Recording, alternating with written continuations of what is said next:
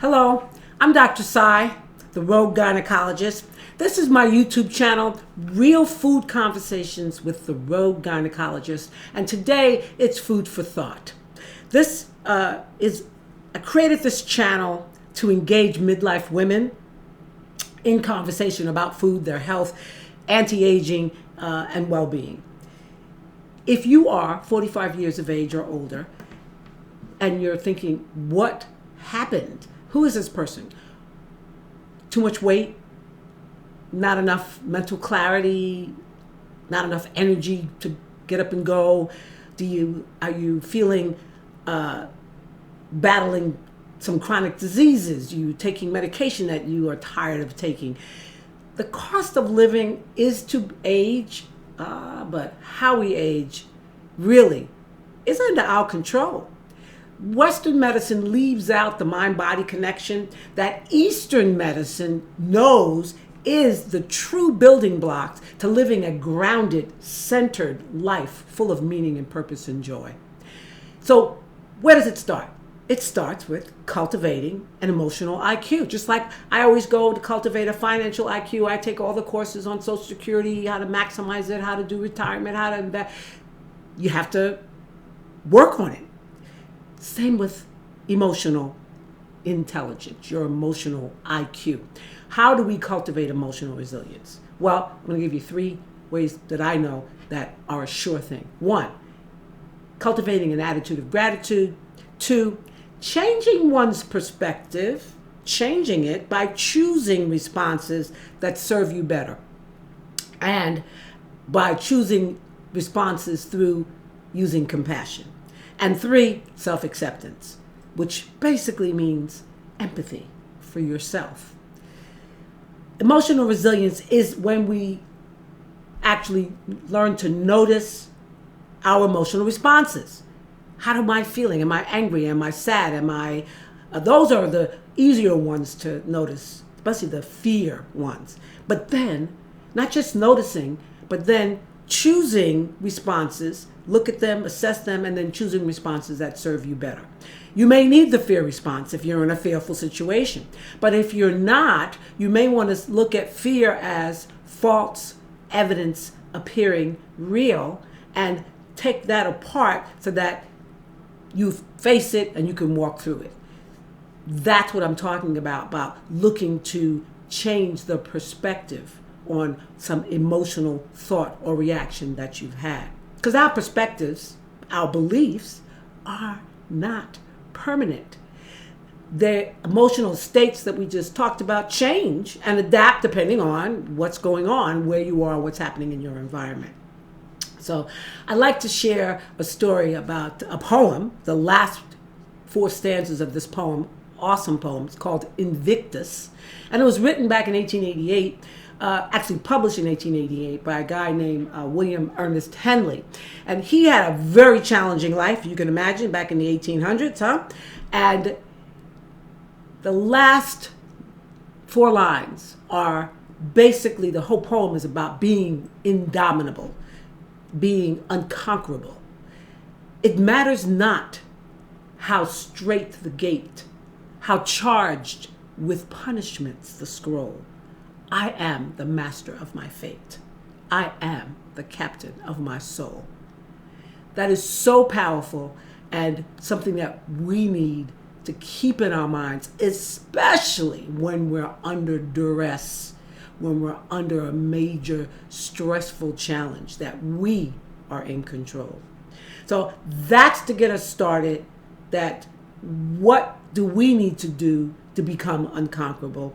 It requires patience, persistence, adaptability and flexibility, learn to bend, not break, and accepting what we cannot control, while at the same time changing what we can no longer accept.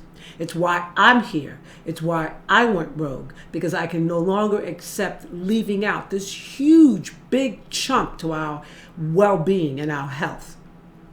So how does one become unconquerable? We said cultivating an attitude of gratitude for what you've already accomplished, for what you have, and for what you can still do. Yes, getting older, we will have, as we age, life shows us necessary losses and some that are unnecessary. But there's still a way that we can find gain within the loss, and that we can focus on the solution, not just the problem. If you stay focused on the problem, all you have is problem. But if you start thinking of solutions, they come, and then you're solve the problem. All right. The second way to cultivate emotional intelligence, become an unconquerable spirit, is to choose compassion, which means kill them with kindness, y'all. Kill them with kindness. Kindness, when invested, comes back to you twofold, fivefold, even more, depending on the circumstances. So it's energy. These are vibrational energies, and it's never lost. Energy doesn't go away, okay? It's never lost. The powerful piece of kindness is that it positively affects the giver of the kind act, the receiver of that act, as well as anybody observing that act. Watch it, you'll see. The third thing is seeking self-acceptance. And that's the operative word, seeking, because this is something that's ongoing. I find it to be true for myself, that we need to employ self-empathy, self-awareness, and self-kindness. That's how we accept self. And the biggest piece is to understand how to use pausing. Pay attention, acknowledge that you just thought something that's a little bit, what? For real?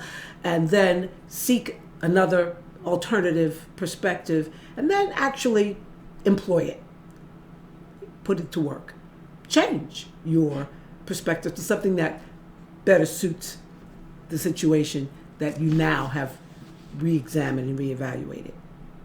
So that's basically, in a nutshell, that you want to cultivate an attitude of gratitude. You want to choose compassion at all times and as much as you can. And you want to also learn to accept self by working on paying attention to the self that you find, and noticing whether it's good, you like it, it doesn't serve, it's growing you, or it's decaying you. Notice that and choose the more positive, the one that works in your favor. We cannot control the circumstances. We cannot control events. I really wish we could, because if I had my way, Putin would not be in office. It would be done. But I don't have my way. So I can only control what I can control. And I'm going to tell you a brief story. I was in Walmart doing a return, and we all know the lines are long, and there's not enough people at the cash register, and people are always, complaining. I'm standing in line. This woman wants to, is this the return line? Yes, it is. Wow, it's long, and automatic, negative, every word out of her mouth. She got out of the line, look and see, and was pacing back and forth. I stayed in my own calm, positive mentality, took out my cell phone, and every negative thing she said, I had a counter positive. It's taking long. And I was like, yep, it is taking a long time. But you know what? I'm in line. I don't have any place else to go. And if I wait patiently, I'll have my turn. These are the thoughts that I had. So when I finally got to the cash register, by this time she had walked off, lost patience, and left. I got to return my goods. And when I walked up, the woman at the register behind the counter said, "How are you today, ma'am?" And I said, "Fantastic, thank you, because I choose to be happy today." And everybody around, there were 3 or 4 people, said, "I know what you mean, same here, good for you, blah, blah, blah." I said, there was a woman here before that was really, just throwing out all this negative energy, and here's what I did so that I did not have to engage with that. As my mother, who turns 90 in 2 days, said, I'm not letting anybody kill my joy. Okay, so that's emotional resilience. We get to choose. We get to keep our vibrational energy up positive as much as we possibly can. It will drop. We do get into the negative, but how about paying attention and fast recovery? That's all we can do. Done. All right? So please subscribe. Great hearing. It would be great to hear your comments from below. Let me know what are the thoughts that go through your mind when things don't go your way. What's some of the things you think about? And how about, has there been a story that you can share about a challenging time or a circumstance and how you handled it and how it turned out? We'd love to hear that. In the meantime, subscribe, turn on notifications. I'll be back. This is for you. I'm looking to share what conventional medicine has left out that is critical to not just living healthy, living a long life, but one with well-being, one that's full of, that's thriving and not just surviving.